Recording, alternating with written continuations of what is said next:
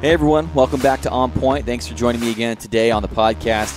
This episode, I get to sit down with Derek Carlton and Anthony Maldanado, talk to them guys about black bears. And with the huge amount of snow that we got a little while ago here in Oregon, I thought it'd be really cool to talk early season tactics and then also hit on the topic of what do you do with all the snow that we have on the ground? Is that going to affect the way you hunt? And just really kind of reiterate some tactics that we've talked about for spring, but definitely, right off the bat, what do you do in that first week or two of spring bear season? So made for a great podcast. Really enjoy talking to these two guys, and I really hope you enjoy the podcast. I'll see you at the end. Bye. Well, what do you guys say we get this one started? Dude, absolutely. This is going to be a fun one. Anthony's already double fisting. While you were running a little late, Anthony was pre-gaming. It's been a long one. Yeah, you had quite the week. Always do. You're a big city slicker now. I hate that place. Where you at? For now, well, just for now during the week, I'm up in Salem again. Oh, gotcha. I'm sorry. It's such a shithole. Oops. But, it just is. It's just dirty, just gross. I think, anyways. At least it's not Portland. Dude, I was just at Portland not so long ago. Mm-hmm. Oh, my God. I hate that place. Dude, Eugene's getting bad. Have you seen all the disgusting camps and stuff, under the bridge? Even you just get it right here. Huh? You get it here. Yeah, but that's a whole new level up there. It's like every city you go north, it just gets magnified. But that's not what we're talking about today. We are talking about bear hunting, early season bear hunting tactics. And since season starts next Monday, I was talking about going hunting this weekend. Guys are like, what? Yeah, because you're not used to starting on an odd day. Right. I'm like, I'm going to go bear hunt this weekend. I'm like, sure. Just kidding. Yeah, sure. Where are you going? I'll turn you and get some points. But yeah, so we had quite the storm. Anybody in Oregon, especially on the west side, would know we had quite the storm. And I tried making it to some of my bear spots. And we'll just, snow drifts 3 foot high some spots. It's just ridiculous. And it's not like regular snow. It's icy snow. As soon as you hit it, you're sliding. If there's any cant to the road, you're off the road or you're in the ditch. So what kind of strategies would you guys start with being April 1st? So what I'd be doing, you're going to be out there going, so all your normal spots that you do for bear, the units that you've seen stuff in previous, I'd go back through and because every year it changes. Every year there's new logging units, there's, new timber down or, new growth in different units, is I would take that first couple weeks and hopefully you're out there before April 1st, mm-hmm. Scouting around, but a lot of time, for the average person, it's a lot harder to get out with work or family life. Right. But when you're out there, really pay attention to that first part of April is start checking the units. Whether there's, old growth timber, there's snow up high or whatever, start looking around, see which parts are getting greener. Don't pay a lot of attention to the south facing slopes of the road, the stuff with the road, no roads in the bottom. That to me, that doesn't apply because there's bears everywhere. But start looking around and see, what units may have more feed than other ones, where bears can hide, and be able to come out and go back in without being disturbed as much, and just see what kind of activity is going on. More that will progress through, the April, is you'll start to see more stumps tore up, and then you can just start honing in on those spots and then continue to hit those till you find one. So let's, because I've been checking on a lot of loggers here lately. Everybody's back to logging like normal for the most part. You still got some guys snowed out, but I'm seeing a lot of newer units, and some of these units, they'll have a little bit of trash on landing or a trash can, and some even back in December, guys were getting bears on their landings going through the trash, and so those bears are hanging around those logging sites, even though there's a lot of noise, commotion. They eat gas cans quite often. Yeah. If somebody leaves a gas can out somewhere, they like that plastic, whatever, polyurethane or whatever it's called. And so I really don't think that the logging activities really matter that much to them.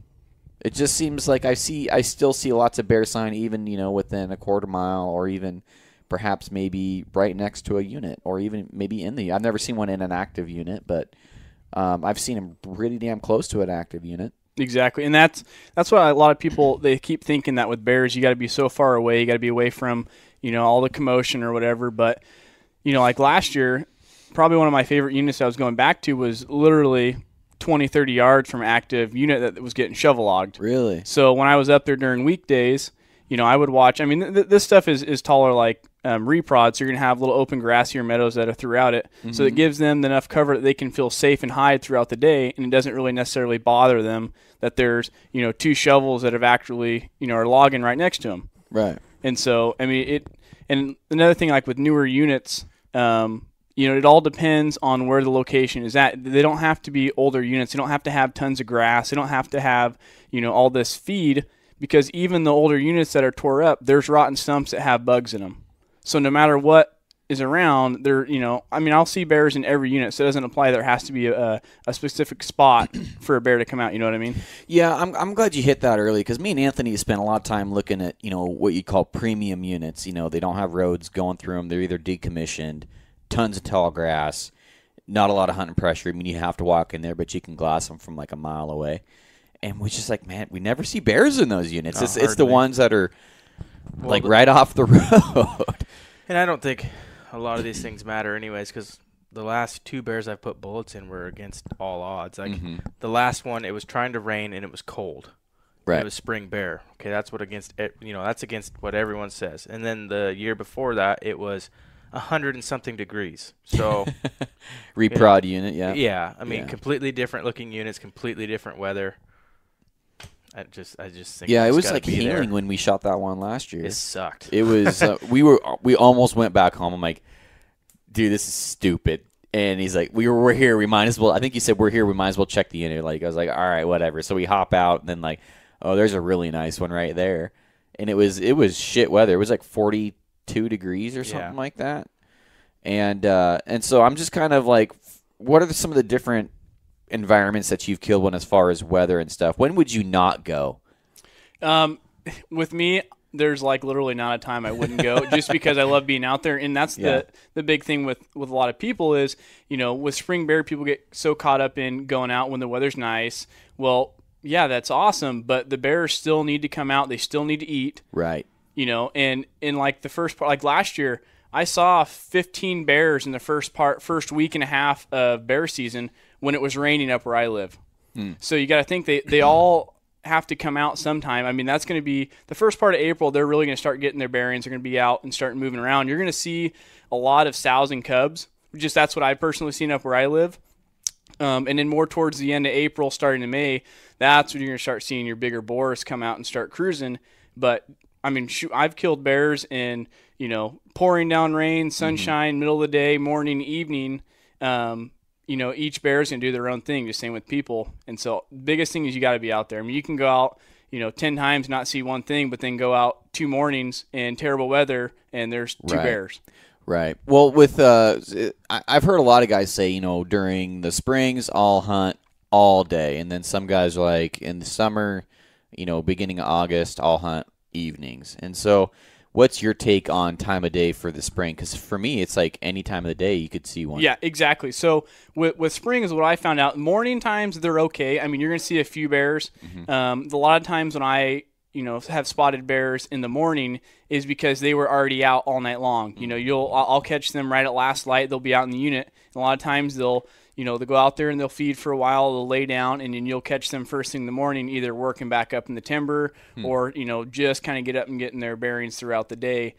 My thing that I go by a lot is I like to be out there all day long, but your main time that I see bears is from 5 o'clock to dark. That's kind of my target zone that I go on. Doesn't mean I'm, don't go out till that time. Yeah.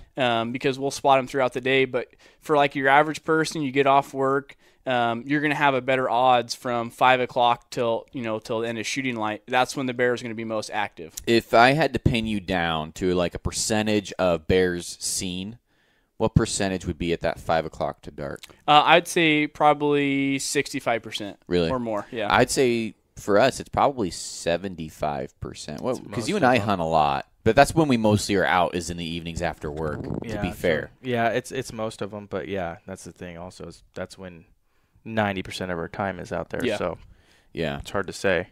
On the weekends, I'm usually too lazy to get up early. And so I'm out there.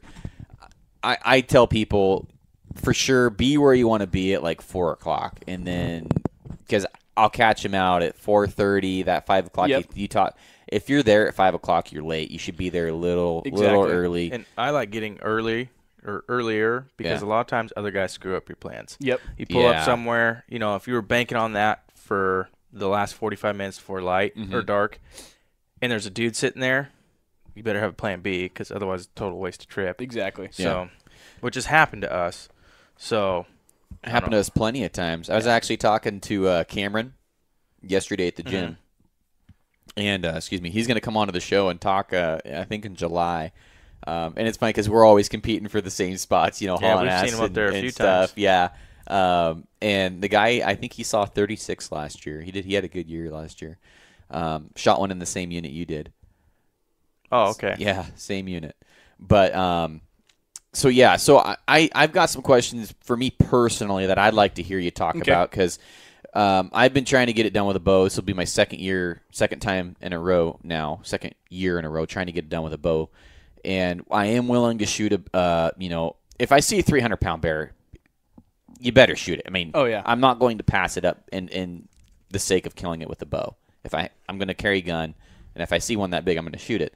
But anything really under, 200, 150 being the minimum, but anything above 150, I'm going to try and get with my bow until it gets to that size where it's just like, this is stupid, I need to kill that thing. Exactly. So for a guy willing to wait and have a little bit of discipline, I've heard you talk about this a little bit, but what would be your tactics for getting it done in the spring with a bow? So this, the bears that I've shot with my bow has been in the fall, but the same thing, rolls into spring season, and this is where your scouting really needs to come into play. So you need to go out, check all the units out, and this is where you can start going, okay, there's a couple roads that are actually going through this unit. There's a grassy meadow that goes on this side. Start walking those units and starting to figure out what is your best plan to access those units, because if you're out and about and you spot a bear in a unit in your area, and now you're sitting up there in the first 15 minutes, you're trying to figure out how am I going to stalk on this thing quietly, because of how dry most of the time some of the stuff is. I mean, we get a lot of rains in the beginning, so you're not too bad, but that's when you really need to get out and walk around, try to figure out what is the best place to access, to make a stalk on a bear. Because a lot of times with bears in spring, they're moving. I mean, they're feeding, they're pulling over logs, they'll go up and down, a timber line. And so you really have to analyze and figure out how you're going to get into that unit. So some of the spots, let's say you have 2 to 3 units that you actively see bears in, and you're wanting to get it done with a bow. You got 2 to 3 bears within that drainage that are using those heavily. Get out there, and it might be that you go out there for the first couple parts of bear season and spot these bears, and maybe they're not a 300-pound bear, but just kind of pay attention and see what they do. They might come out in 2 different spots. They might come out in the same spot. If you can kind of pinpoint what the general area they are, what time they come out, start figuring out a path to get down there. Get down there, a couple hours before that you've been seeing them, wait it out. Maybe you'll get a 50-yard shot. Maybe you'll get a 20-yard shot, and really analyze that situation, because that'll just increase your odds of getting done with a bow. So, and chime in here anytime you want, Anthony. But for me, this time of year, it seems like those older grassy roads that aren't traveled as much, but they're into the timber. Do you have much success for those second growth, old roads that just are pretty much decommissioned and they're just full of gray? You ever walk out those? So a lot of the time, I mean, there's been times in the past, when we've been walking out roads and bumped bears in them. The cool thing about there is you're going to have a lot of feed, because obviously they haven't been traveled on. Right. But a lot of times that I found with the early season with the spring, or in the spring bear with April and May, is they love to get out in the sun. I mean, technically they're in hibernation, so they're not out moving around like they are during the fall season. But there's going to be bears on those units. I try to get the most spot where there's sunshine. So maybe if there's a road that's going through some reprod that has a lot of grass, we see a lot of bears on those. You'll be on landings. You'll watch bears work through those little skid roads through there. Those are money. What I would really say for hitting the little, like the second growth and the stuff, is more towards a fall thing during like bow season. Okay. It seems like those bears are always on there. I mean, down towards the coast range or whatever. And that's the bears that I've shot personally with my bow, has been walking roads, going to hunt elk or whatever the case is, and caught one ripping up a stump and able to slip in and shoot it. Right. And you've had multiple successes on the coast with the bow. I mean, it's just not like by chance. It's usually when when you're elk hunting and you run across one. And so kind of it's like that same habitat that an elk would look for. So if you're like, man, this looks really elky in here, probably looks good for a bear too. Yep, and a big thing is, with the bear is people think, well, okay, so I see some elk in this unit, there's probably not a bear in there. That is 100% not correct. The last 2 spring bears that I've actually killed, there's been an elk herd within 50 to 60 yards from that bear. Really? Yep. I've been guilty of that one. Yeah. I'm like, fuck, there's bears, or there's a deer right there. I'm like, I doubt that deer would be hanging around a bear. I've literally uttered those words before. But what were you going to say, Anthony? I'm not going to say it, but the last bear I shot, the elk were pretty close. Oh, yeah. Yeah, they were pretty darn. I remember that. Yeah, I completely forgot about that. They didn't even get up out of their bed. They hung bed. out, yeah. It wasn't until I started heading down there that they were finally got up and like, what is going on? Should have strapped a saddle on one and rode it out. But yeah, no, they didn't care. They didn't care. Because that sucked. Yeah, that was one heck of a hole you shot that one in last year. And the year before. It wasn't even very far, thank God. But no. that was nasty too. No. Yeah. We need to find nicer spots. I want flat ground. Yeah, you and me both. Yeah, I'm going to say, do you have any flat spots? No, I tend to go and look at stuff. Like I'll be down in a nice unit and be looking somewhere far away and go, oh, that looks terrible. I want to go there. Oh. I mean, it's the one 2 years ago, whatever that was. He was trying to guide me down to it, and I'm falling. It just sucked. I'm like, this is going to be horrible. And I'm yelling. He's like, well, why? And I'm like, because it sucks going down. Yeah, I remember you saying that. Like, I'm having a hard time getting down this thing.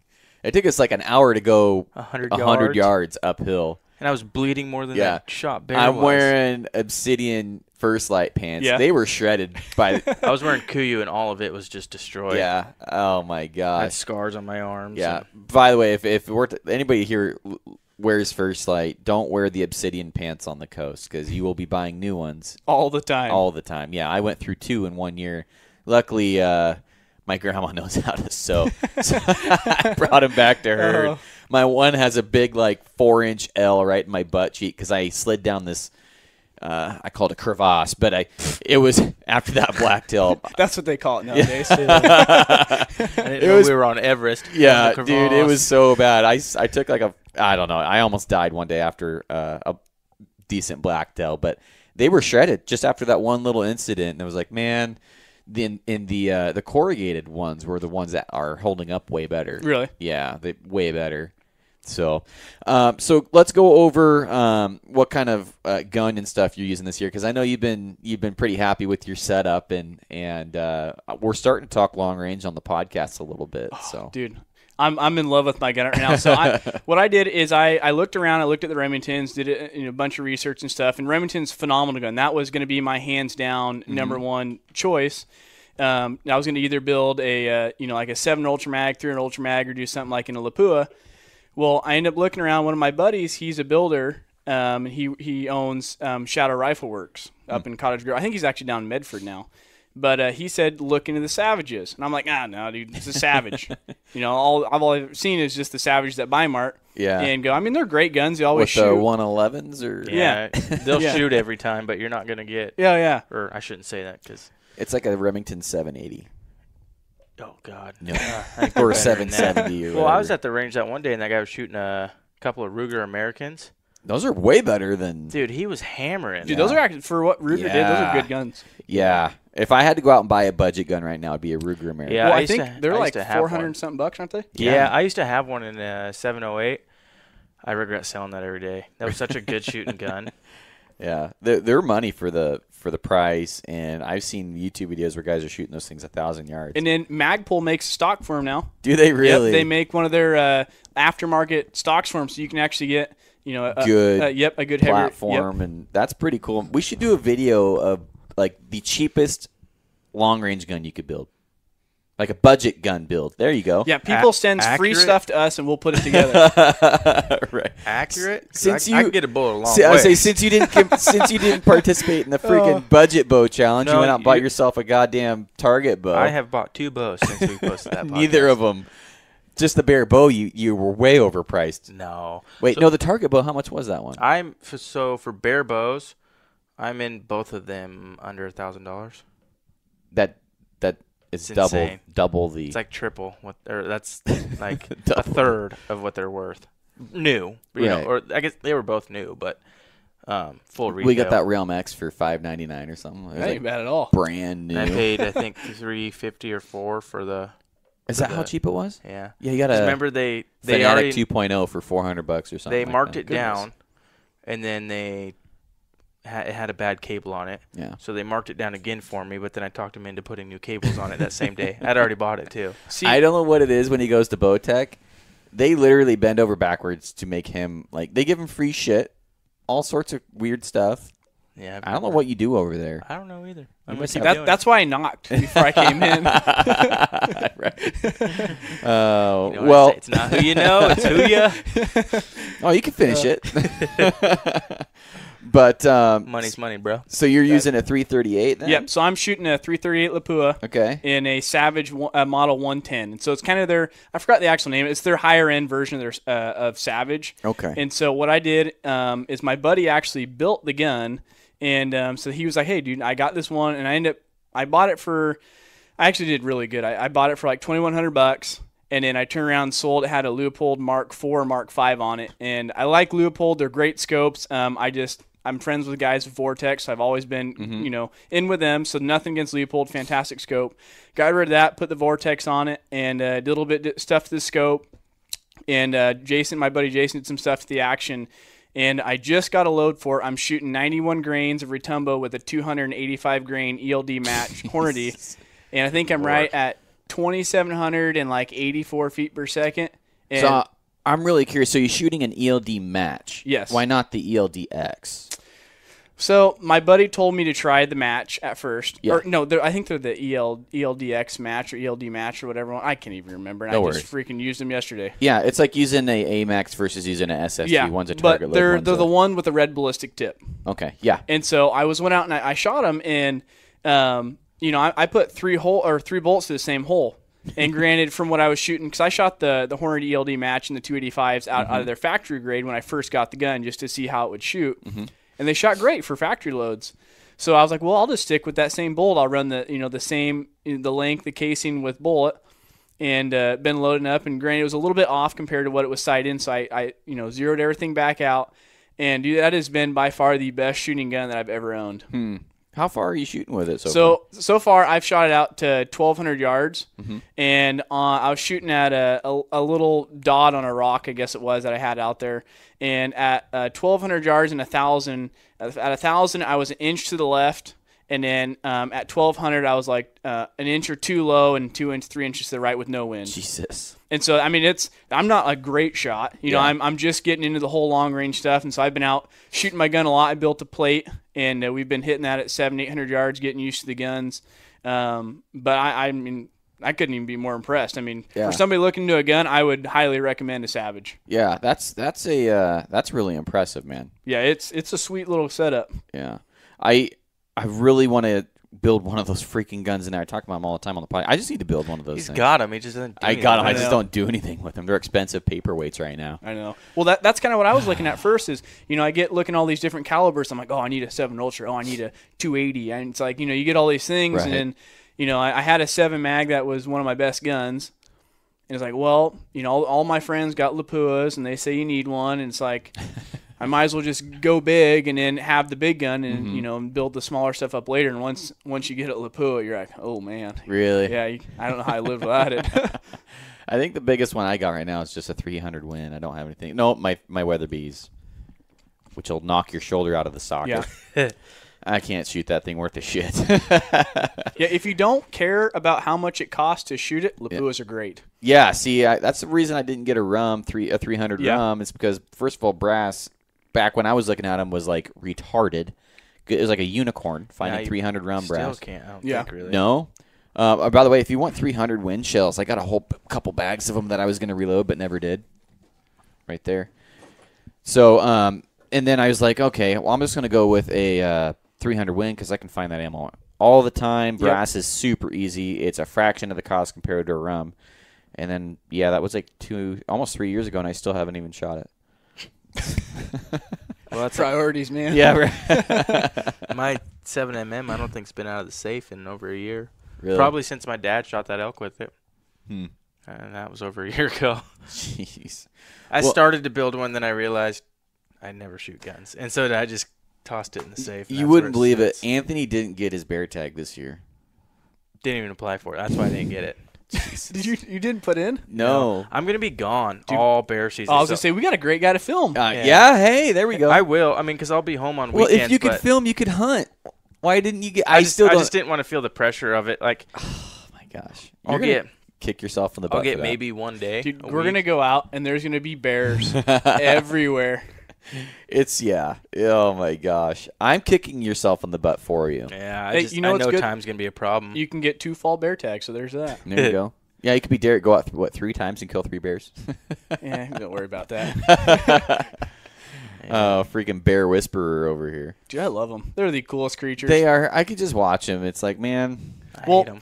Well, I mean, granted, I don't like bears either, but it is the aspect of what they do to like trees and smaller animals. But I don't give a rip about the trees. Yeah, but it's like when you go out there and you start hunting these bears, and a lot of people, they say they don't like bear meat. Well, what we do with all of our bears, we used to grind up and do like pepperoni and different stuff like that. We do all of ours in hamburger for straight bear hamburgers, like hamburger patties. Really? To make hamburgers. Yep. They're the best thing in the entire world. I'm doing that. Dude, I'll go to Red Robin now. With First your thing dad? I do, it's like, nope. Yeah? Yeah, they're Make way sure that better son than of a bitch is cooked all the way, though. Really? Yeah. You're not adding any fat? Nope, we don't add anything to it. Well, there's a ton of fat on the bear. Yeah, You're using the bear fat? We like to. I mean, I don't like fat. I mean, it just kind of. I don't like eating it, and so we lean ours down a lot, but we keep it enough so it'll stay together to make a nice patty. Okay. And then you can do like your barbecue sauce or whatever you need done to it. But by far the best tasting hamburger you'll ever have. Really? Yep. Even better than an elk burger? My opinion, yes. Really? Yep. Okay, I'm doing that this year. You know, I've heard some guys slow cooking the ham, like the big roast. Yep. And that sounds really good. So we've done that, and I like it. And we've actually come up. It all started with turkeys. Growing up, my mom loves turkey meat. I shot so many that I really don't care to go shoot any more turkeys. But she loves the meat, so I'd always go get a turkey to bring it back to my mom. Well, once she came up. I don't even remember what kind of gravy and stuff she uses, but it tasted so good that now we've tried it on elk and bear and deer. And it is phenomenal. So if I can get that recipe, and get that to share it, yeah, dude, it is amazing. I think people would love it. We're getting turkeys, and we can talk about turkeys too because it's the same time of year and everything. But before the podcast, where's that stupid call? Oh yeah, the little douche. Here we go. I'll post a picture of it. Do you know anything about turkey calling at all? You just kind of scratch on it, and then they'll talk back to you, and they'll either run away or they'll come in. Yeah, that's gonna call me in a big ol' Tom or just can of corn. I need to look at the regs. I don't even know what I know. You can shoot Toms. Can you shoot Jakes? Yeah, I think it's anything visible beard. Is it really? Yeah. Oh yeah, something's dying. Yeah, because I shot that bearded hen last year. I say because you can shoot a you did. You Yeah, can shoot a bearded hen. Yeah, that's like a doe with antlers. Yeah, I don't know. You can't, gender identify anymore. Well, if they're growing a beard, I mean, come on.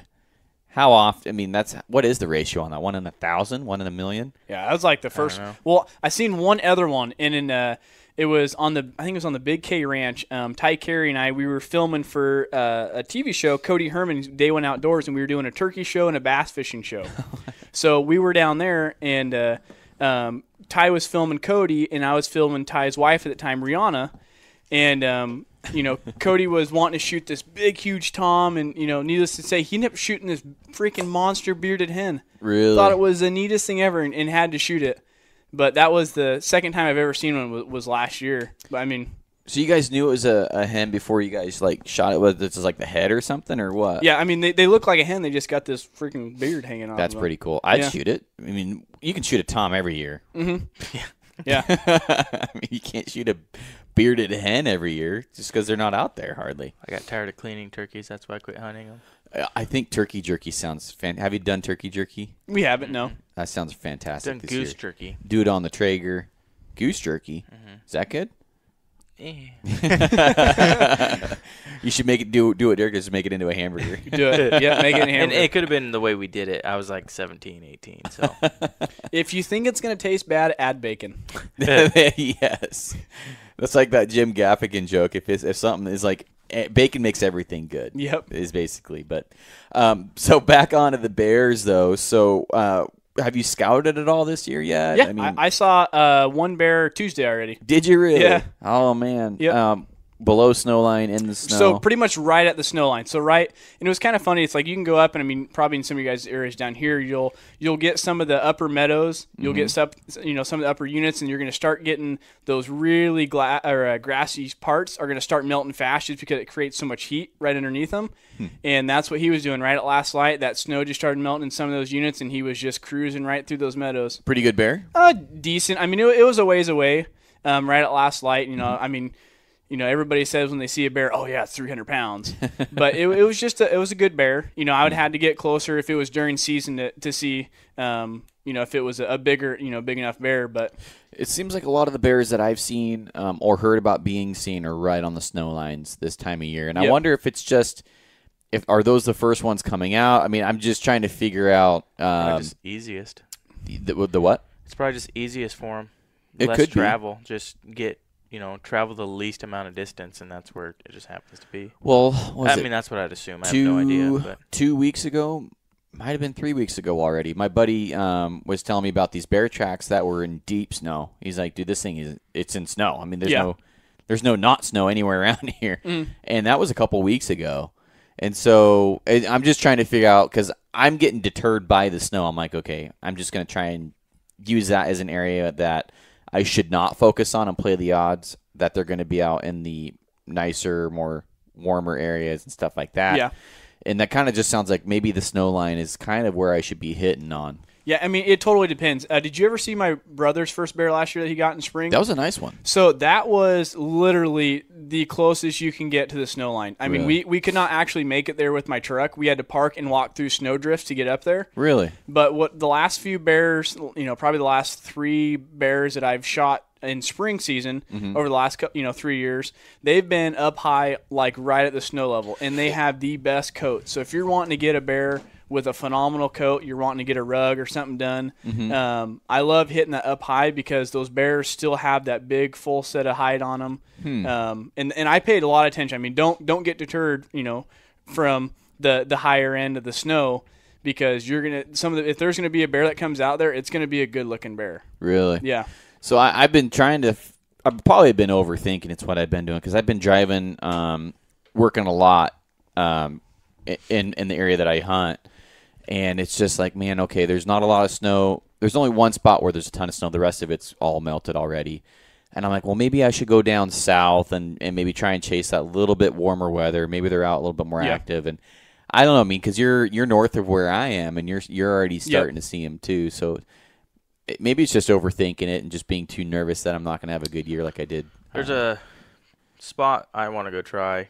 I don't have a tag, so you got to go. But it's complete. This is going to be a 2-month long ordeal of me just giving you complete shit for not getting it. It's going to be complete opposite direction of what we've been doing. So really, So I got some information from a guy that hunts out there and lives out there and spends. Well, that's all he does. If he's not working, he's in the woods pretty much. So I'd really like to go look at that, but I don't have a tag, so. Yeah. Loser. And it probably will be, like you said, it'll be freaking, we saw 8 bears tonight, 10 yesterday, and I'm going to be sitting there twiddling my thumbs. Oh, yeah. I guess real cool, guys. So how many of these areas are walk-in only? Are you having to – it sounds like you can drive to most of them. Yeah. Do you find that there's more bear activity? And I know you said don't be deterred from roads and stuff, but how big of a factor is a lock gate in your decision to go hit a spot up? The only reason why I really push towards a lock gate if I'm going to go walk it is because I know the majority of the people aren't going to, and so I a lot of spots that I hunt, there might not be as many bears in that, spot or those units as they are down lower or whatever, but there's a lot more people down lower. There's a lot more people to easier access. There's a lot more people where, you can get on the same spot and glass majority of the units. So if I can get into a spot where I maybe have to walk further, there's, an access to a lock gate that you can walk in or a road that's been blocked off from trees that you can walk back into, I'm going to go do that because that's anywhere with elk, deer, or whatever. If there's less road traffic, the animals are going to be out longer. Same thing with a bear. So if I can go back to a unit or if I can walk into a lock gate or whatever, you might have the same, kind of, terrain or same units or whatever as some of the other spots, but maybe they're not getting, 2 to 3 rigs on that landing every day. You're not getting the noise of something every day. Makes sense. Granted, it might not make a huge difference. You're still going to see the bears in the units, right before dark. But if you start walking in, maybe you're going to see them out a little bit earlier. They're going to stay out a little bit longer. And so that's a huge thing with lock gates or spots that don't get much pressure. So let's say that it's Friday night. And you go out and you find a really good bear that you want to shoot, can't get on it right before dark. What's your game plan the next day? So what I would do is I would be there at first light because a lot of times if that bear is out there, you get a high chance of he can still be in that unit. And I'll tell you a story a little bit later. It's into the fall season, but it's like the first 2 days. But it will apply to this as well. But I would go back in there first thing in the morning. I'd sit there for 2 to 3 hours. And the big thing with bears or whatever, same with hunting, it is okay to be patient. I'll sit on a landing and watch a unit for 4 hours if I have to, if I know that animal's there. Which comes into scouting. If you know there's animals there, it's a lot easier to sit for 4 or 5 hours because you know it's going to come out. If there's nothing there, go out, check a couple other spots, and kind of remember, okay, this bear was out at 6:30. So go around, look at a couple other units, look into some of the other spots, and be back there, 45 minutes or whatever before you saw that bear. Get set up, see where that bear was at, maybe pick out a stump, clear a little spot to get your gun set up, and then wait. Okay. If he doesn't come out that night, go back the next day.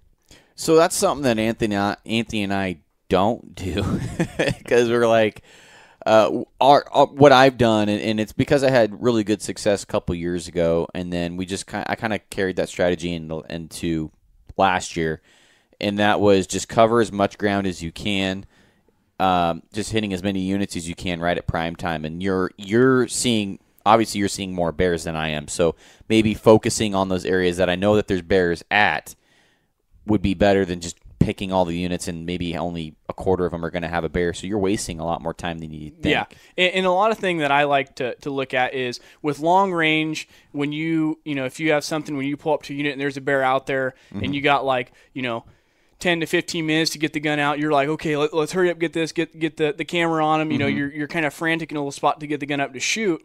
If you go up there and you know where there's going to be bears in a unit, you get there a couple hours before, you walk out there, you assess where you can get the gun set up. You can go, okay, this looks good. I guarantee there could be a bear pop out in here or this corner of the unit. Kind of look over everything, see what's going to happen, and get your gun set up and wait. And so by the time a bear comes out, if it does or doesn't, you're calm. You got all your equipment out. You know it's going to go down. And it makes everything super simple. A lot of times, as you guys will figure out, if you go out and glass up a bear, you're going to have to go over there. But if you can figure out where these animals are and just get set up, it makes the whole process super smooth. There's no rushing. You're not going to feel like you're rushing a shot. Right. And that's what I like. I like everything to be calm. If you're shooting 600-700 yards away, you flinch, you do whatever, you're going to pull that bolt off. It's a fact. Right. So one thing that I find myself doing more and more and more every year, and I've been doing this for a lot of years now, is there's always that, you go up to a unit, with all the rolls and the ridges and stuff, maybe you can only see 50% of it, but you have to work to see that other 50%. Yeah. And I feel like that's where those bears are most of the times when I'm finding them. It's like Anthony's bear last year. And the year before. It's that. Maybe it's only 30% of the unit, but it's just that 30%. It seems like those bears know, hey, I can't see where I'm usually seeing humans from right here. Yep. And so how often are you getting those nooks and crannies? I mean, that's just something that I've been doing for a lot of years, and it works for bear, deer, elk. Well, dude, absolutely. You're 100% correct. And we actually ran into this last year, and which is awesome now that I got a bigger gun that I can shoot a little bit further. But I spotted this bear for my dad. I mean, it was last light. I mean, there's multiple different parts of this unit, and there's this little section right at the bottom. And I was sitting up, I had my binos on my tripod, and I'm looking, I just catch this movement, and I'm like, oh, yeah, it's probably, a bear. And, looking, and I'm like, oh, my God, it is a bear. And I couldn't tell how big it was at first, and so I'm watching and everything, and I had my dad, and he's over on the other side glass, and I was like, hey, I got a bear. And it was a long ways. My rangefinder wouldn't pick it up. But there's a road on the other side, and you can kind of walk into it. Well, if you're looking from this drainage, it looks like you can just walk over there, pop right up on that ridge, and then shoot this bear at 100 yards. I mean, it looks simple. Right. It's never that easy, Yep. though. And so we bomb all the way down there, walk up, and we're walking through this unit and get up there, and there's literally no physical way that you can kill that bear unless you walk straight down and pop out at like 10 yards, which wasn't even be possible because he would have blown out because of how tall the stuff is. But that bear was out there multiple times, and we didn't have a gun to shoot that far for him. Biggest bear I've ever seen, I don't think is killable. It's in a spot where you're not going to kill him. You'd have to shoot literally 4,000 yards. Yeah. I mean, you can't. And there's no roads. It's just good luck killing them. I mean, you'd have. Gotta want it. Oh, Jesus. You need rappelling gear. You need a plane. Gotta want it. So there's a question for you. If you blow a bear out or you miss a bear, what's your chances of getting back on that bear from your experience? It totally depends. I mean, shoot, what was it last? This one unit, we have literally shot bears back-to-back days out of the same unit. Really? The last couple of years, yeah. We did that. That was 2 years ago. 2 years ago? Yeah. Last year we killed 3 bears out of the same unit. And the year before, I shot one off a stump, and it was actually the bear that my buddy's wife shot in the leg the year previous and didn't get. Oh, really? Yeah. So I went back up there and was sitting on this rock bluff, and I hadn't even talked to them. They've been busy doing their thing and working. Well, it was actually the biggest boar that I've killed, and it was a cinnamon. I think it was cinnamon chocolate. It was a cooler color. Wow. It was kind of in between, and I ended up shooting this thing right on cool. We went down there, took pictures, packed it out. Well, I took it to the taxidermist that next day and talked to him. He's like, dude, we literally killed a bear 50 feet from where yours died off the same rock yesterday. Really? Yeah. So a lot of the times, I mean, sounds bad, we haven't missed very many bears. And so, knock on wood. But, it's if they're in an area where they feel comfortable, if you get bumped, you'll drive up to a unit and bump a bear out. You'll see them take off running. It may be 2 to 3 days or maybe a week before they're back out in there. But there's got to be something in there and why they're living in there for a reason. So it might take a little while for them to be back, but I guarantee they're going to be back, within a week or so. Right. That crap hole unit I took you to, where there's a ton of poison oak, ticks, and all that crap. Oh, yes. Uh-huh. So when we found that unit, the guy shot one that night. Went back in the next day. I passed on one, and then 2 days later, I took Chase in there, and we found more bears in there. I don't think they really care. As long as you're not being too intrusive, I don't think they really care. Yeah, it's funny because they're doing their own thing and getting warmed up. Yeah, because that unit, if you just took it out the bottom, it wouldn't even be that bad. But you can't take it out the bottom. Why not? That farmer's field's down there. The poison oak one? Yeah, and trust me, I've been in there. It's like this, and it's neck-high poison oak and rock bluffs. You got me wondering if I'm thinking of the right poison oak one because... dude, I'm telling you, it's terrible. I won't even go there anymore. There's tons of bears in there.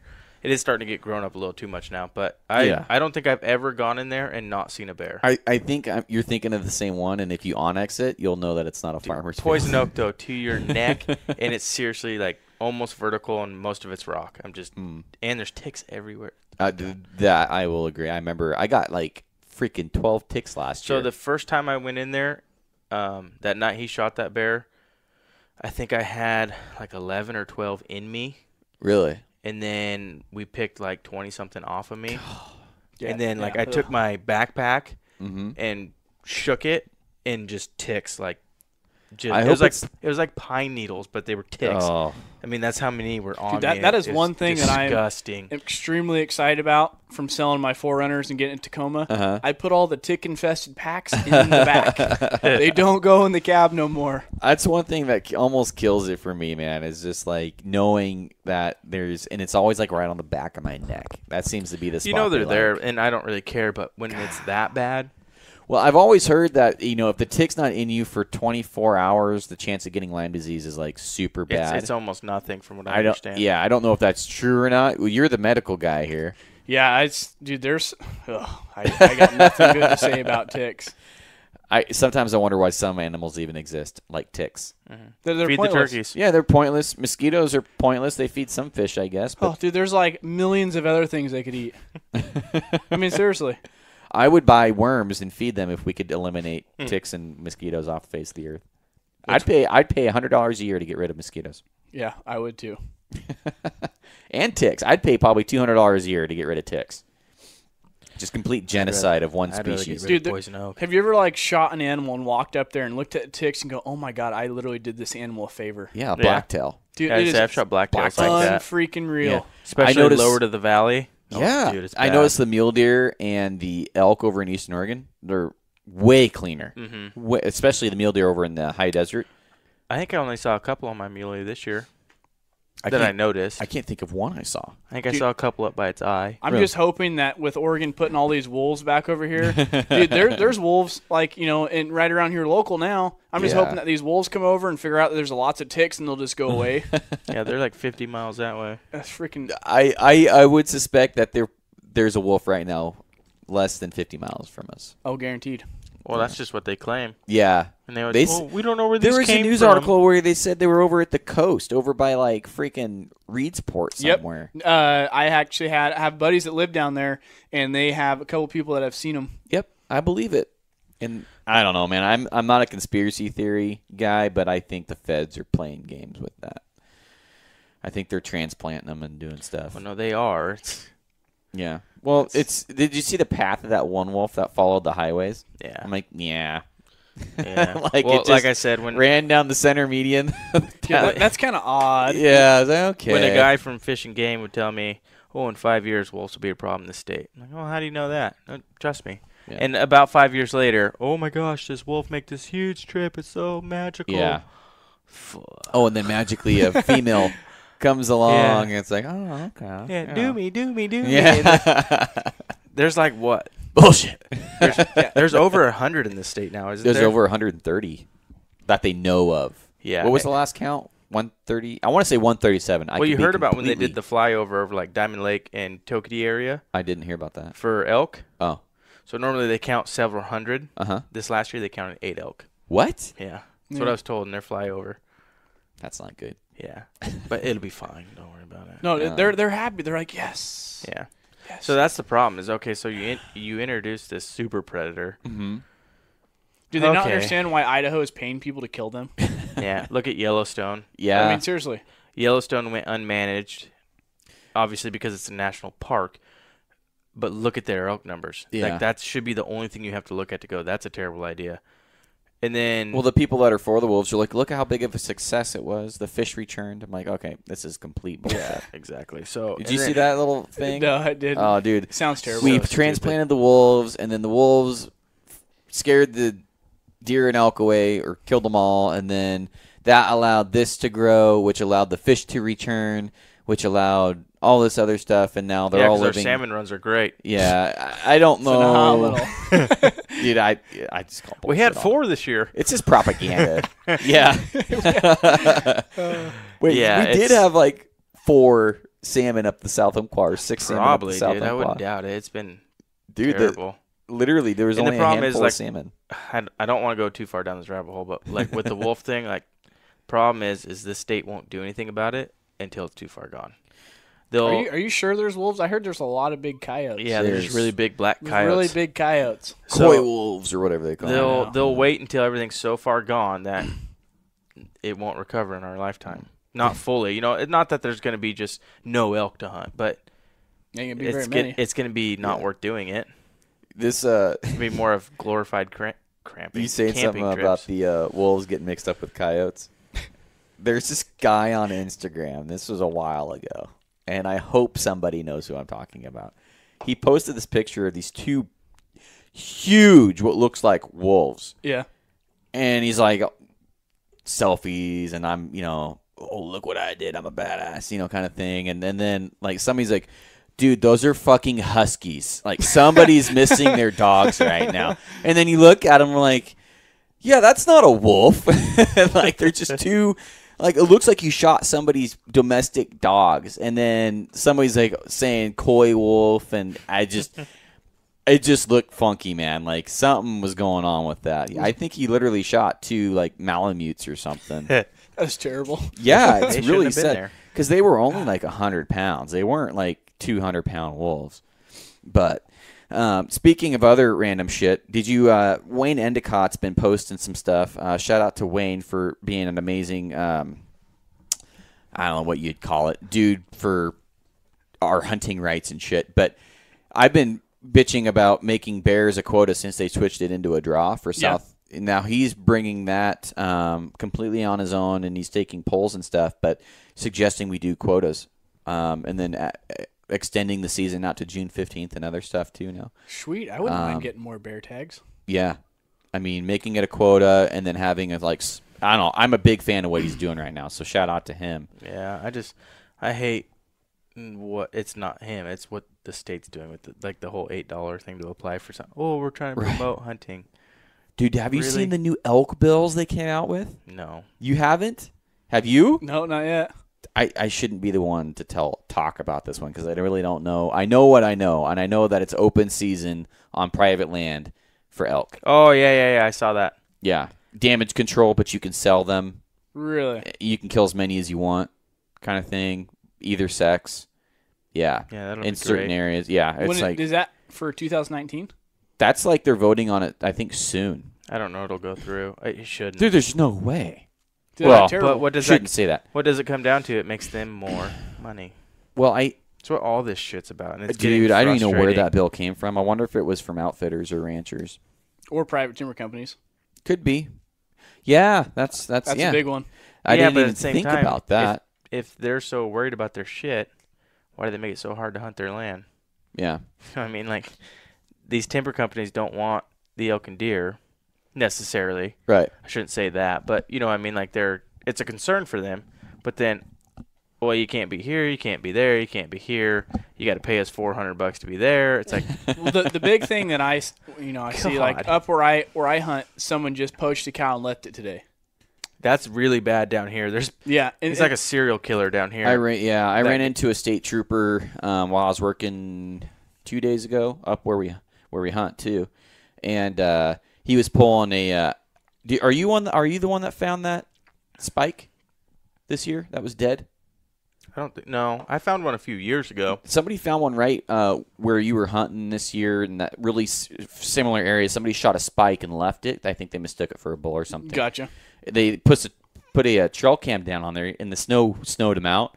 He was just now getting his trail cam back, and so that started the whole topic of this guy. He could be up towards 40 elk now. They don't That know they know of. that they know of. That's I mean, it's freaking ridiculous. Like, same thing with up ours. There's guys that we found that shot a cow early season and then went up there and went, it must have been just a cow. They wish it was the bull. Left it, and then like that little dry week between like general deer season and rifle high cascade elk. Mm-hmm. That little week in between.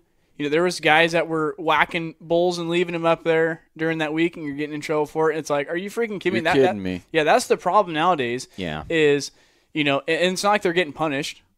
They give them, it's Slap like, on the wrist. 3 years no hunting, walk around, do some community service, congratulations. Sometimes. Yeah. So, but it's like, it depends. If they get caught good, I shouldn't say too much about it, but the one last year, he got hammered. Yeah. Thousands and thousands of dollars. He is a logger. He was a cutter who can no longer be on that timber company's land, which means he just lost his job because, like, he can't even pass through it. yeah. So he didn't work for that company, but he can't be he cannot step 1 foot on one piece of their property. Good. So Yeah. there goes your job. Kind of. He got hammered a little. I mean, there's a little bit about that. He got hammered a little too hard. It was illegal out, killed legally.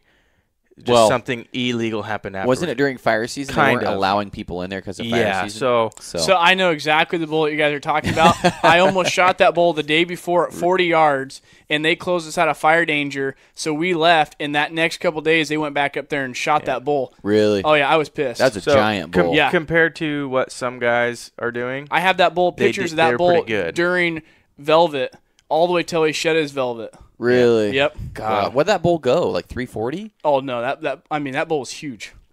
Freaking huge. Yeah. Yeah. Oh yeah. Oh no, I know exactly the one you're talking about. Young guys. That's why I was like 100%. I hope those guys just got freaking hammered. They all did. They got freaking. I think one of them lost his hunting rights for pretty much most of his life.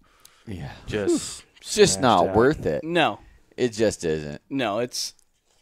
Yeah, then there's another guy that got caught the other day. We're so far off topic here, but guys like it. So, like when one of the number one mule deer in the state or something like that. Do you hear about that? His ex-wife turned him in. No way. Yeah. Something. Women. Well, apparently there's some other shit too, some like other bulls or something like that. But yeah, he lost like one of the biggest archery mule deer in Oregon.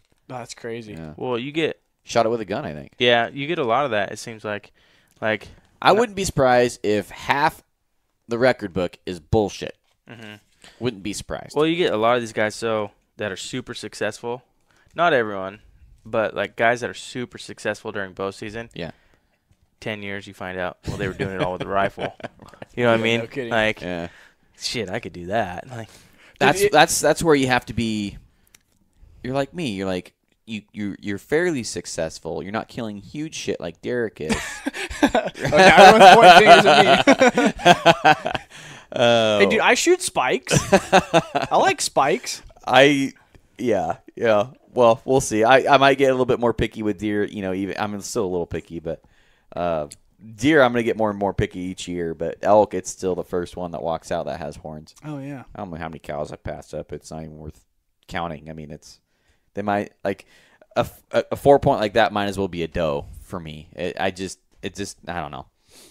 But anyways, well, let's get back on topic a little bit here. So, what's your schedule look like for going out this year? Because I won't even be able to go out until probably second weekend, or so technically first weekend. The way I work right now is from like Monday through Thursday. I'm like 7:30 to 5. Yeah. So where I hunt is really close to my house. So I mean I can get off 5 o'clock, be up there by 5:30, and then hunt all the way till dark. So I got lots of time to go up there, sit on a unit, whatever the case may be. Uh-huh.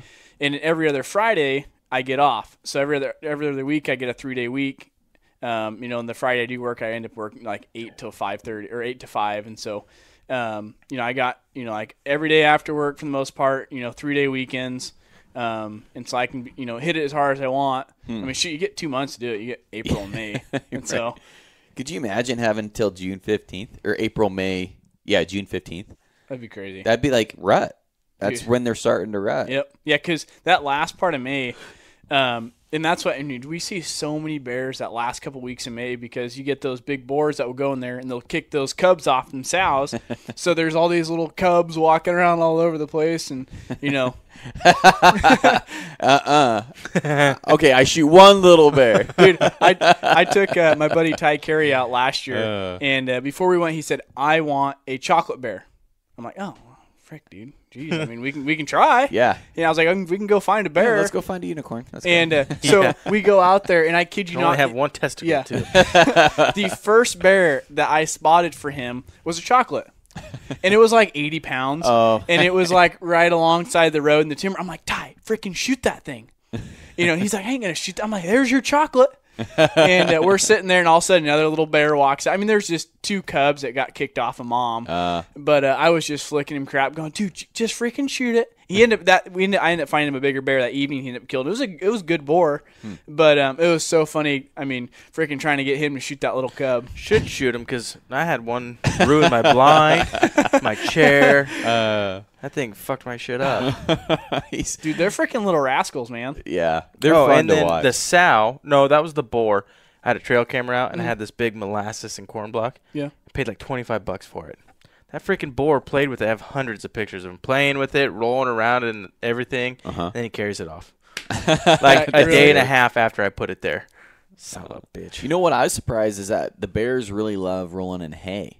Really? Mm-hmm. Yeah. Yeah, I put hay out this year too. Did you? Yeah, I put alfalfa out, and that bear, same thing. It's just like tons of pictures of him rolling catnip around. for bears. It's really weird. Like they love rolling in it. He didn't eat it. He just played in it. Yeah, it's like a bed. It's like sleeping on the ground, but then now you have a bed and you never. Yeah, it's really weird. I can't say I've never seen it because obviously I've seen it, but it's like hay is like it's like might as well just be a trampoline. I mean, they just want to. That's awesome. Yeah. So if you ever want to get a bear on your camera, just pack in some hay in there. But we're going to go out and people are going to listen to this, and there's going to be piles of hay in every unit. Goes, if I can get this close to the landing. Right. No, the bears, it's anything like sweet scented, like the little salt blocks you can get, like apple and shit like that. You want a bear on your camera? Put one of those sons of bitches out. It'll be there in 2 days. I had this one idea this one year. It was like one of the first years I think I ever had a trail camera. And my grandma's apple tree it's fenced off. So first of all, we're the only ones with access to this apple tree that I don't know how the limbs fell off, dude. There's so many apples on this cocksucker. So we take literally probably about 50, 60 pounds of apples. We pack them in there on this skid road thing, set everything up, and then we come back like 2 days later. They're all gone. All gone. And there's these like, that Jurassic Park point or a movie where he has that Triceratops shit? Yes, Okay. yes. It was like that with apples, though, dude. It was like just giant piles they look like applesauce. It was so gross.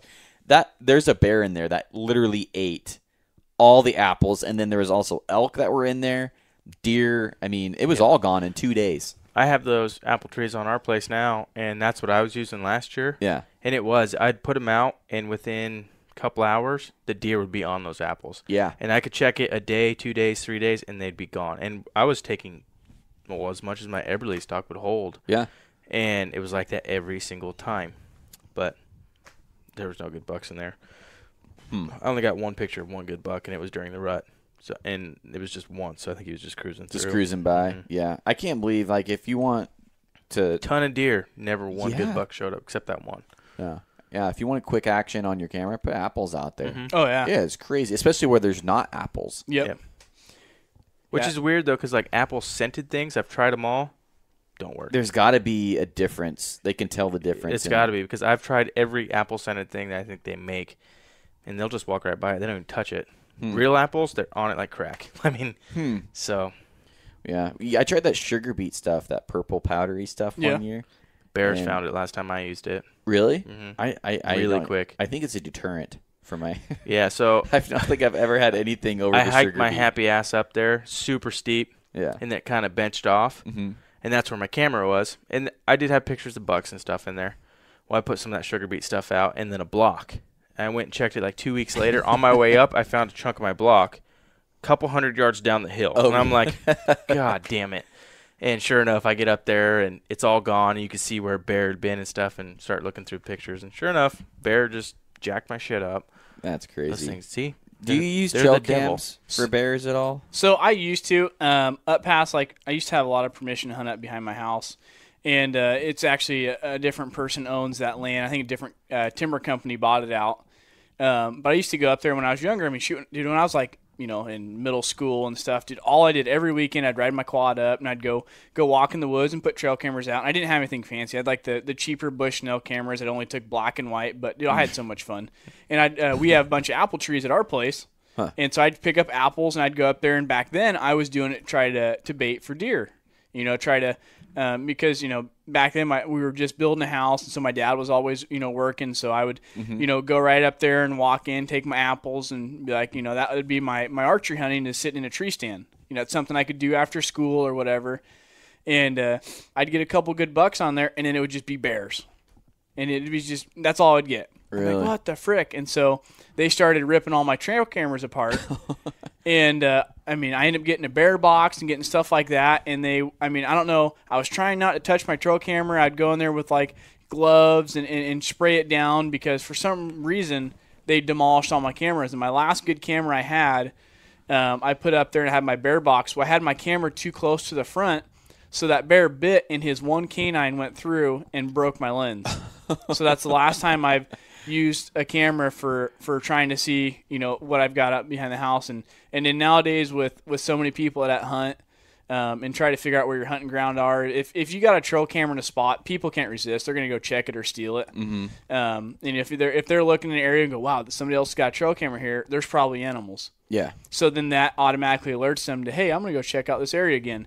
So I spend all my time walking, shed hunting, scouting, that I don't even run cameras anymore because, I don't want to alert anybody for what's going on.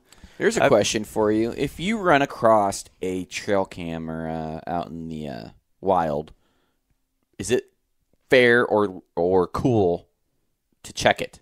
I don't touch people's stuff. I wouldn't want to do it in mine. I never have. I've thought about it, just checking them. Yeah. But so I've ran cameras for years, and knock on wood, I've been very fortunate. I've never had one stolen. Yeah. I'm also working harder than most people most of the time. Most of the time. I have some cameras where I set them up and I leave them like, that thing's gone. But I've had them turned off. I had one on video mode. I watched a guy brush it in, like just cover the lens. All I ever saw was his hands. He never put it, so he must have spotted it, walked around it. And then I had one turned off. So it was taking pictures and stuff, and all of a sudden I get a picture of the thing opening, and it's in the off mode when I got there. So God, that would piss me off. It's a dick move, but at least it was still there. I know. I've ran across them, and like the want and the need to check that camera is so like great. Like, what's on that camera? But I've never done it. I've never done it. But I would rather someone check it and then leave it. Right. Yeah. Then I'm with you guys. Like, if it's not yours, don't freaking touch it. I know. But at the same time, I don't find very many on the west side. Very rarely. At least that I've noticed. On the east side, I see them every year. Oh, I see them all one over water the place. hole will have 5. Mm-hmm. Have you guys ever accidentally like left funny pictures for somebody? Yeah. So so it was like quite a few years ago. I ended up shooting this bull. Usually it's my ass. No. I never checked the camera because it was locked, and I didn't touch the person's stuff. But I ended up shooting this bull, and this bull ran directly past their trail camera, and so we went by and took pictures and stuff. That happened to me and Mitch last year. We're tracking his mule deer, and freaking thing ran like 500 yards or something like that. It was like, good God. And he shish kebabbed it, like perfect shot. I was like, okay. The broadhead wasn't super sharp. Number one. Razors. Yeah, it was a nap Hellraiser, but it went all the way through pretty much all the vitals. But anyways, so I'm like going by, and then I'm like, wow, there's like this big like dry wallow kind of thing, like that big dirt area. Like I barely left the road when I went over there. Well, this one, like I'm talking like the Mount Emily where we found all those dry wallows. Oh yeah. Yeah, and I'm like, wow, it's like something's been here, and then I'm like, oh, there's a salt lick right here. I'm like, oh man, there's a salt lick right here, and then so I'm like, wait, no, there's a salt lick right here. There's probably a camera, and then like just 5 yards to my right, there's a camera taking pictures of me and stuff, and so I'm trying to like sign language to the camera. I'm like, my buddy shot deer. Ran through here. Oh God! If I could just see those pictures, yeah. Whoever has that camera, can you please post them online because I want to see Garrett Weaver trying to hand signal. I guarantee. Well, if they have checked it, they've probably got a good laugh at it. Like, what is this retard? I didn't have a bow or anything. I'm just out there doing a bunch of sign language and shit. But yeah, so I like looking at them. I like looking at them, see how other guys set their shit up. Because sometimes, a lot of times, you just find them they're just like on a spot. What if you had a guy that set his up the most stupidest way you could ever set it up to where it's like right here, or maybe like right here, but facing down at the salt lick, so he's literally not gonna get a picture of anything. I've seen those. Where do you help a brother out, or since it's not yours, you don't touch it? I think that you just leave it how it is. I've because seen he probably put ones, some big thought. If I leave it here, I'm going to get a close-up picture of this buck's one antler. Yeah, I've seen some good setups though too. Like we found one year. you could tell that they'd been using the area, ton of salt and stuff. Mhm. But he had dug out into the bank, so it was like a slight rolling hill like this. He had dug out into the bank to where the elk had to stick their head in this hole to get to the salt, and then his tree stand was exactly like 90 degrees from that. Oh, smart. Exactly. So, a bull comes in to get to that salt like he's done all summer. He's got to stick his head. And now his eyes are His covered. eyes are completely covered, and you can do whatever the fuck you want in that tree stand. That's good. Genius. And you could tell, like, where this was, the elk had been pounding it. Really? So, smart guy. I want to shoot something out of a tree stand this year. Like, I don't know why. I just want to try I've got it. close. You've tried it? So I've had tree stands up, but on opening day of late season, I shot while I was walking to my tree stand. The buck was already there, so I shot the buck standing underneath my tree stand. So that's about as close as I've got. Really? Yep. I saw a video. I think a local guy. Shout out to SoloCam XT on YouTube. He shot this beautiful blacktail. He usually does. I think he's got private property. He has it all set up. I've and seen stuff. this thing, yeah. And he had a trail cam set up on the opposite side of where the deer was going to come in. The deer comes in right in front of his trail cam. It stops right in front of his trail cam. He's up in his tree stand, shoots it. You can see his film of the arrow going in the deer, and then the trail cam filmed it coming out of the deer. Oh, that's awesome. Dude, the coolest one in a million. Yeah, I've watched that YouTube video. Yeah. Dude, we need to get tracer rounds to shoot bears with. I mean, I know you can, through your spot and scope and phone scope, you can see the vapor trail. Yeah. But, Tracer rounds. You can just catch the bear on fire. hey, man. Worst case scenario. I've seen people shoot grizzlies with those things. Have you really? Oh, dude, you ever watch those old, Primo shows? I think, I think Brad Ferris shot one, or whatever his name was, Chris something or whatever, shot one, and you could see that round. Really? Oh, yeah. It was only like 50, 60 yards, but it still looked cool. I got tracer rounds. They're called Lighted Nux. I haven't ran those in a few years. I haven't ran them in, I don't know. I just since they became legal, I it's don't like use them. Yeah. I don't know. It's funny because you fight to make these things legal. When they come legal, you're like, fuck it. I don't want to use it anymore. I know. It's too big of a pain. They're Like expandable, it's like, eh. They're different. Are you gonna than run 'em? a I'm regular not. knock. If I ran an expandable, it would be on a turkey, Yeah. and it would be a hybrid, like a Muzzy hybrid. Yep. The problem is is the setup I'm running right now with my 125 grain kudus is they are such a hey, dude, I like them. They put such a good little hole in them. I mean, dude, I shot that bull last year at 20, 30 yards, and the way he was angling downhill, I broke his top of his shoulder, went all the way through and poking out on the other side, and the bull went like 30 yards and tipped over. Yeah. And so it's like, it's hard going away from, the thing I don't like about expandables, there's so many moving parts. Yeah, if you hit a spot, you go through a rib, you hit into a soft spot, it's going to open up. Yeah. But you do have a very high possibility of breaking blades. Yeah. And I guess that's with anything. Everything's thinner because everything's bigger. Exactly. So to get their weight right, they have to make things thin. Yep. It's just not for me. And it's just something else that can fail. I know. So I just don't like when they're in your quiver. I don't like that, how they rattle and they can deploy in your quiver. Yep. I don't like how they are when you're have it cocked on the rest and you can just hear that rattling. And I don't know if that's all of them, but the ones that I've seen and dealt with, there's that little loose metallic sound that. And I'm sure there's plenty of good ones out there. It's just not for me. I'm not going to do it. It's one more thing that can fail. There's a newer one that's getting a lot of love right now, and I forget what it's called. G5's new one is getting good. Which one's that? Like the Deadlock or something. I don't know because I don't look into it's or not, Dead Meat or something like that. Oh yeah, I heard the Dead Meat. It's a pretty sweet looking little head, but I'm not going to use it. Surprisingly for an expandable, it was a good little head. That Ulmer Edge. Yeah, by Randy Ulmer. I've heard good things about. I've heard things about the Ulmer Edge. I wish I could. It's a new. I would say they've been out for 2 or 3 years now. It's not the Thorn. It's So my problem anymore is too. It's red. I don't. The Grim Reaper. No, I they've been wouldn't out say for a long time. I wouldn't say a problem, but you could take field points, an expandable, and say a kudu because this has been done on YouTube. 100 yards and they all group the same. So the whole thing behind a expandable when they first came out was, they're like a field point. Okay, well now broadheads have come far enough that it doesn't matter. Yep. So why add another variable of it has to expand when it gets there? I think it takes more to get those heads to all hit the same versus a mechanical. It's just plug and play pretty much. Yep. Yeah. Well, I some think of them. a lot of people they get irritated when they buy a broadhead is they go up and they look and go, oh, field tip accuracy. So what that means is if those broadheads are tuned to your bow, you will shoot a group like your field tips. You will hold a good group. That is all that's saying. A lot of times if you get with like an expandable or whatever the case may be, some of the newer broadheads, they shoot like your field tips. I mean, they're going to shoot, they're going to track the same, they're going to hit in the same spot, but a lot of broadheads out there nowadays that say field tip accuracy are only meaning they'll hold a group.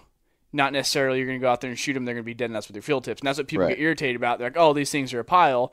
Granted, you can tune your bow to a point where they can shoot close.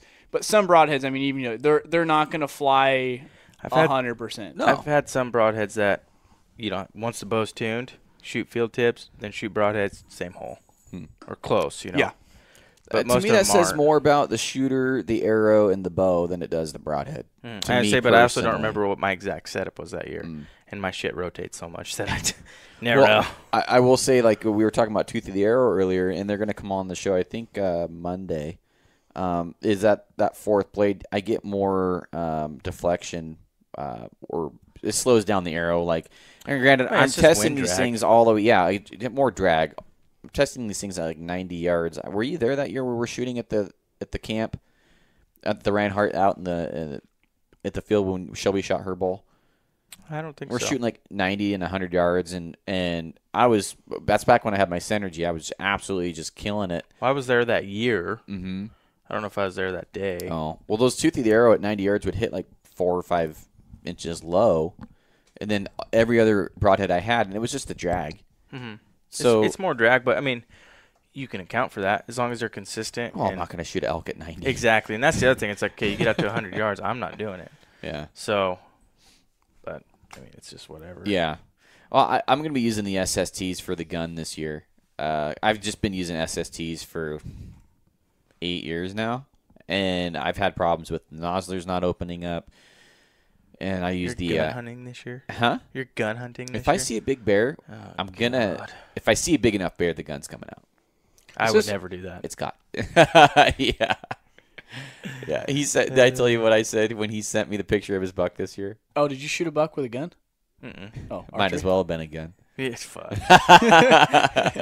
He's Team Dirty Trad, just absolutely smoking targets with his trad out to like, I don't know, 35 yards, 50 most of the time. Really? Yeah, I could usually hold it in a pie plate at 50 yards. Yeah. Not that I would shoot that far, but I could. But your 30-yard groups were. Oh, dude. Yeah. I was just say like baseball or smaller. Killer. Fuck! I shot a grouse on the move at 30-something yards this year. Yeah, and now I don't even own one. So he sends me a picture of this buck, and the compound's in the picture, and I'm like, hashtag trad life. Like, as soon as you see a buck, the freaking true colors come out. But give me something I know. Exactly. That's like that. Shoot, I don't know if it was on Born and Raised when Cody or whatever was. Those bulls came in, and Josh is looking at him. He's like, "You need to get yourself one of these. Get yourself one of these bows." Right. It's always funny because the last few elk, a lot of the last elk chances we've had at elk, they've all been in trad range. That one I killed this year was a trad bull all day long, 18 yards. And then, like this year with Shelby, I think most of the elk she passed on were in trad range. Yeah, they were all under 40. Most of them were under 40, I will say. A couple of them were in the 20s. So. Yeah. Mitch's bull this year was 25. Shit, even the one she shot 2 years ago was 30. Yeah, it was going to be my shot, but she's like, I have a perfect shot, and then why the fuck is the arrow not there? Yeah. Like, don't wait on me. Yep. What's your average shot on a bear? Even though we have long range guns, it seems like it's always like 200 yards to like 250. Really? Oh yeah, yeah. This year we're gonna try to, I'm gonna try to get myself set up. The problem is, dude, we've been hunting like archery hunters our whole life, and every time we see something, the first thing is like, okay, we know we can get closer. Then you get over there and you're like, I could have shot it back there. Yeah. But this last year was the longest shot I've ever killed an animal with. And I want to say it was like 540 something or 450 something. I can't remember what it was. That's a good poke. And that's my longest shot. I mean, because everything I've always shot has been I can get to 200 yards. And if I can get to 200 yards and know that I won't miss, then let's get to 200 yards. Yeah. I've made that mistake twice now. I had a big, well, not a big, a nice muley in Idaho, decent buck, 150. And I had him at like 600. I'm like, okay, I know I can make that shot. Minus the wind was a little iffy. So I'm like, okay, let's just get to the 200 and I'll just smoke it. And I'm like, I got a gun. I'll just go walk up to 200. And freaking that thing blows out of there because I hadn't rifle hunted in so long. It was like I had no respect for the animal's senses for out to 200 yards. And like, I was just going to walk up to it and shoot it. It's a gun, right? Yeah. And so that was retarded. And then the year prior to that, or maybe 2 years prior to that, I had this 175-inch mule deer, and I have my long gun with me. It's set up. It's dialed. It's like 550 yards or something like that. And I just got done shooting rocks at 900. And I'm like, okay. Mitch is like, shoot that thing right now. Like, that thing needs to die. It's huge. And I'm like, dude, doesn't he know we're here? I can sneak up another 300 yards, and it's a slam dunk. And like, long story short, these guys, four-wheelers, come up behind us, blow everything out of there, just assholes. And so the buck goes off, and he's like, why didn't you just shoot it from, like, right here at the truck almost? And he's like, you were just shooting. It was a slam dunk. You gave up a slam dunk for a slam dunk. Basically, you're an idiot. Yeah, thanks. And, he's right. I mean, why would you give up a slam dunk for a layup? Or, I know. It just doesn't make sense. But so I've made those mistakes too, man. But I do have a question with shot placement, and then we'll probably wrap this thing up here. But for shot placement with the rifle, and I think we've talked about this before on previous podcasts, I'm a big fan of the shoulder shots with a big gun. Take the running gear out. You lose them. Don't lose them near as much. I think bears are probably the most lost animal out there that I can think of. Yeah. And just a high shoulder shot and be done with it. What's your method for shooting? Yeah, so, I mean, with a bear, they're not going to have, with that shoulder blade, there's not going to be a ton of meat there in the first place. You're going to get a lot of fat in that upper section. With bears, their vitals are all moved forward. Their lungs are a little farther forward and stuff. And so what I like to do is I hug that front shoulder hard. My favorite, if I can get that bear to be slightly quartering away, I love it. If I can tuck that right behind their back shoulder and know that it's going to break their opposite coming out, I'll do that every time. Perfectly broadside shot. With a bigger gun like a Lapua, you're going to have a little more leeway because it just freaking drops the hammer on them. But if you can get into that shoulder, a little bit higher shoulder, break that spine, and dust both the shoulders, it's nice when they just drop. I hate tracking wounded bears. We've done it lots of times. We've had really bad experiences at nighttime where, they're still alive and they charge, and you got to do a defend shot with your pistol to, and then go back the next morning or whatever the case is. So if you can get into that shoulder, and even if you spine them on accident, if you get a little bit higher than you're supposed to, at least they're there, and then you can follow up shot. Yeah. See, I know Anthony's a big fan of the shoulder shot too, and it seems like I always aim a little farther back because I always thought the vitals were a little farther back. But you're saying they're hugging up front. I think they're, if I'm right, they're a little bit farther forward. Vicky and Ralph Cincinnati or whatever their name, they did a thing on it, and I'm pretty sure. We can look it up real quick to see if they're a little bit further forward. They might be back. I just know I've always was like, someone told me they're forward, freaking, hammer them in the shoulders. Yeah, with the bears, and we can look it up. But with the bears, I always thought they were farther back. I think they might be. I thought they were middle of middle. Yeah, farther back than a regular. Yeah, they might actually be. Yeah, I just started shoulder shooting them just because I got tired of losing them. I know it just seems like guys that seem like they put it like when they're archery hunting. And I was gonna say, is there a difference between where you aim, obviously, with archery tackle versus a gun? And for me, I would shoulder shoot it with a big bore gun. Yeah, and then I'd shoot it 3 or 4 ribs back off the shoulder. I wouldn't hug that shoulder with a bow. That's me personally. Yeah. I think you'd be okay with a bow as long as you were somewhat close. Because I've seen guys do it with a recurve, not personally, but like on YouTube and stuff.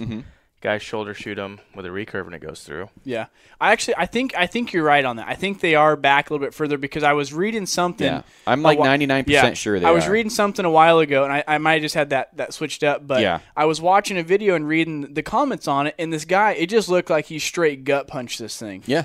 I'm like, oh my God! And it was a double lung. Yep, and it was a double lung. That's right. And I was looking about that, but same thing with a rifle. Definitely break them down if you can, because I hate tracking those things. They don't bleed. You can see it right here. They do sit pretty. Yep. Pretty far back. They're a lot further back. About right where Yeah, about the fourth rib back is Yep. right. I'm right in the back two. I'm in the back third of the lungs. See, I always try to hit him like right there. I know, and it's so weird. And things happen. I lost a bear quite a few years ago that I shot with my bow, and that's before I figured out that the bears were further back. I just had those switched around, but I was like, how did that thing not die? I mean, I freaking center punched him tight behind the front shoulders and perfect, mid height through him, and we looked and looked and looked and nothing. He probably lived. And I went back and looked through the stuff, and it was like, son of a gun. I must have hit so far forward that it blew through there, and didn't hurt anything. But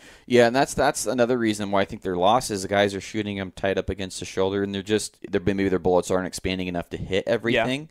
But I know, was it your bear last year? Yeah, that one I lost. You hit far forward, quartered away.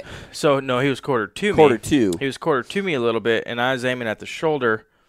And I hit tight to that front shoulder. Yeah, that's a dead bear. But I missed what I was aiming at. I missed that bone, and that bear was able to take off, run, and shit, we never found it. But he died. But it's just so weird, though. I mean, when you got a bear there and you're drawn back with your bow, to get yourself to go right behind the front shoulder, and, let's go back and gut punch him. Yeah. It's weird, I man. struggled with that when I killed that blue, and I even practiced, mentally rehearsing, like on the shoulder, or no. You aim pretty much farther forward than you usually would. Like you pretty much almost center punch the shoulder on some of those Africa animals. A lot of their vitals are farther forward, and their shoulder blades are straight up, protecting them. Yeah. And then where did I hit it? Right where you would in America, just right behind the shoulder. It was like, God damn it! He still went down. I caught the very back of the lungs. Yeah. And I hit him like 2 or 3 ribs back from the shoulder. Yeah, I remember I was watching, it's funny that you say that. I was watching one of the videos that Cam ended up putting on of him shooting frickin' some animal over there. And it was like a quick clip or whatever. I was just watching. It was just some of the stuff on YouTube. And he frickin' hits this thing in the shoulder at like 20 yards. I'm like, huh. I'm like, frickin' idiot. Way to frickin', duff that one on film. And freaking thing walks over and falls over. I'm like, what the heck? So I went up and looked on that, and then they explained it, and you see all the vitals and stuff moved forward. I'm like, God, no wonder they want you to shoot, 70, 80 pounds with a freaking heavy arrow to blow through that. Yeah. Well, and it's just knowing your animal. Like the kudu over there, you can shoot them anywhere where you think it would be close. They have way bigger lungs than the rest of the animals over there. So that'd be really like the safest animal to shoot. But it just seems like I like going over the information for bears because every year, man, it's just like lost a bear, lost a bear, lost a bear, lost a bear. It's like, man, and I guarantee you a lot of these are actually probably good shots for a deer or an elk, but we're not shooting a deer or an elk. We're shooting a bear. One thing I will say, which is different between that I've noticed with some of the ones that I've shot, and this is completely different from anybody else. I mean, people can argue that's totally fine. But the bears that I've shot with my bows that were completely relaxed, nice, easy, double lung shot, they died so quick versus some of the ones that we've filled with 2 to 3 to 4 holes with a rifle that are full of freaking P&V right now. They're, hauling ass getting out of there. It seems like if they're, nice and calm and you freaking are able to double lung them or whatever, it seems like they die quicker versus they get that huge, spurt of adrenaline running through them because then those suckers will go. Yeah, that's a good point. Shoulder shoot them, telling you. Yeah, exactly. That just shoot them in the shoulder. I've never had that problem. Some of the no, I was a fall bear I shot with you. It was that's what I did with him. Was shoulder shot him. It was instant. Just, yeah. And then he got up for like quarter second, and I slammed another one. Yeah, I'm like, shoot that. He got I'm following him with the scope, and I saw his feet plant. I'm like, nope. Boom. Yeah, that thing was hammered him again. Luckily, I've lost too many of them, man. That's just dude. They're tough. If their feet are under them, I'm just gonna keep flinging. Yeah, I'll tell you, Anthony and I shoot rifles like identical. Like some guys you get, and I think it's just like a bow. Sometimes you get guys that just you hand me your bow and I can shoot it way differently than you do. Last 2 bears I've shot were with your gun. Yeah, you and I shoot. You can pick up the same gun. We'll shoot bullseyes with it, but. And some guys, they'll shoot, 3 inches to the right or at 100 yards. It's just everybody holds everything differently. But luckily, Anthony and I can shoot pretty much identical with a gun. Not with a bow, though. No, I don't think I could shoot your setup. I'm too good. I'm expert mode. Yeah. Dude, I am trying something different this year. What are you doing? I'm shooting the same bow 2 years in a row. Are you really? Yep. What's wrong with you? Couldn't I find don't know. anybody to buy the RX1? No, a guy was going to buy it, but then I ended up deciding to spend way too much money on a truck and then spend too much money on a lift and wheels and tires. And then now I'm like, you know what? Maybe the same bow is not a bad idea. How do you like your new Tacoma? It's sweet, dude. Yeah. Yeah, It's at a 18, 19? So I was looking at the new ones. I was going to go buy a brand new one, and I started reading it more in the motors and stuff, and they're okay. I mean, there's a lot of guys that say that the power on them's not so great. You don't have much for lower end. You get more speed at the end, in the top side. I agree with that. So I was like, well, I started looking around to find a 4.0, and I found a 2012 with 45,000 miles on it up in Portland. And it was that cool. It's like a burnt bronze. It's like a pyrite color. Yeah. 4-door, no scratches. They did that full clear 3M wrap around it and stuff. Like perfect for the woods. Got it for a pretty good price. But a big thing if people are going to lift Tacoma, I end up spending, about $4,000, $4,700 for the Dirt Logic coilover lift for it. Mm-hmm. Yeah, dude, made a huge difference. Yeah, you go riding through the woods, you can do 60 down a main line. Really? Oh yeah. Oh man, mine came lifted, and they did it all not at the factory but at the dealership. Yeah. And then just bought it. Pretty much financed everything, including, which is stupid, the wheels and tires, but. Everything was on it, and it was just like I just didn't want to have to do all that shit. I just wanted a finished truck. No, dude, shit is expensive. I was gonna keep I had a pretty built little 4Runner that had front and rear bumpers and all locker and stuff and everything in it, and I sold that just for the lift kit. Yeah. Did your Tacoma have all the electronics where it won't let you the traction control and all that? So yeah, so with those ones is like I have. If I'm in, I can turn the traction control off, regular driving and 2-wheel drive, 2 high regular or 4 high.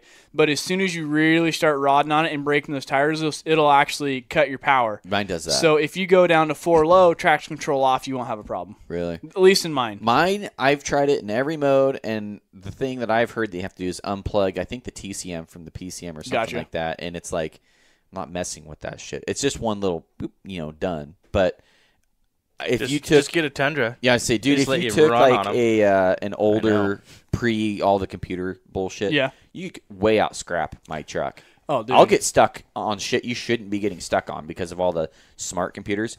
It won't let you give power when you need to give power if you need to get out of something. Like I got stuck on a freaking landing in the snow, on flat ground, dude, and it was like a foot of snow.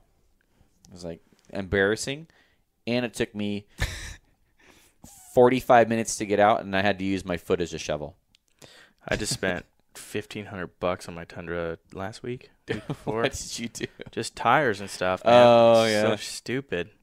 Anthony almost bought a new truck the other day, too. Yeah, it was close. Dude, if you just go and you look and you impulse buy, it's okay. Yeah. Fuck. So I hit a deer back in August, and the guy the shop that was fixing it, they were like, hey, you're going to be close, so we can probably total it or not total it. I'm like, well, if it's close, total it. I'm like, oh, okay.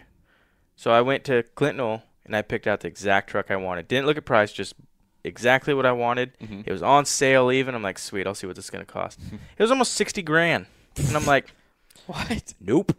I called him back. Save that son of a bitch. Save it. Yeah, bring it back. Yeah. Yeah, just kidding. No, don't total Dude, it. ours was like 38, and it was like, this is stupid, because all the used ones were like 32, 33. Yeah, Oh, yeah. yeah. I was like, No, okay. I ended up picking up mine, and it was 28. Really? And so, it was like one of those things I was like, oh, and I got mine in Portland at that Jordan Motorsports place, and their stuff's a little more expensive, but frick, dude, if you're spending that much money, I'd rather go new and just have peace of mind, I have know. the warranties. Yep. Yeah, the good thing about them is they offer a ton of warranties and stuff, but yeah. dude, I've had so many buddies that have bought stuff, from dealers or whatever, or that didn't get a good warranty system, and it just took a shit the next day. So that truck I was going to buy, it was new used, and that's what I was afraid of. So I've had my truck 6 years now, and I've never had a problem. Yeah. Always been great. This thing is like, okay, I could see where it used to – it drove nice, and it was a nice truck, but it had 80,000 miles on it, and I could see where it used to have a fifth wheel hitch in the back. So did some old guy just run the living dog shit out of that thing, So it's like I'd feel really stupid if I sold a truck that I've never had a problem with. Tranny's Yep. about to go. And then I go buy a truck, and 6 months down the road, the tranny blows right out of it. So I just kept what I had and bought new tires. Shut up, phone? Cyrus. Yeah, your phone talking to you. Goddamn Cyrus. This thing's been freaking out. It's probably been listening to us Oh, probably. The whole time. So, well, let's go ahead and wrap this thing up, guys. I appreciate you for coming back on the show, Oh, Derek. dude, thank you for having me. You're the man when it comes to bears, and just really appreciate all your advice, man. Yeah. I know it takes time out of your day, and don't even worry about Anthony. Yeah, it's $200. No, it's You're not fun. paying me, and you drink my beer. Yeah, and I'm drinking your beer. We're out of beer, actually. Yeah, this is bullshit. But no, it's good. There's a lot of people out there that are really getting into the industry, and especially with bears. We have so many of them. Mm-hmm. I mean, when we can go out and we see 40-something bears a spring season, that's a lot.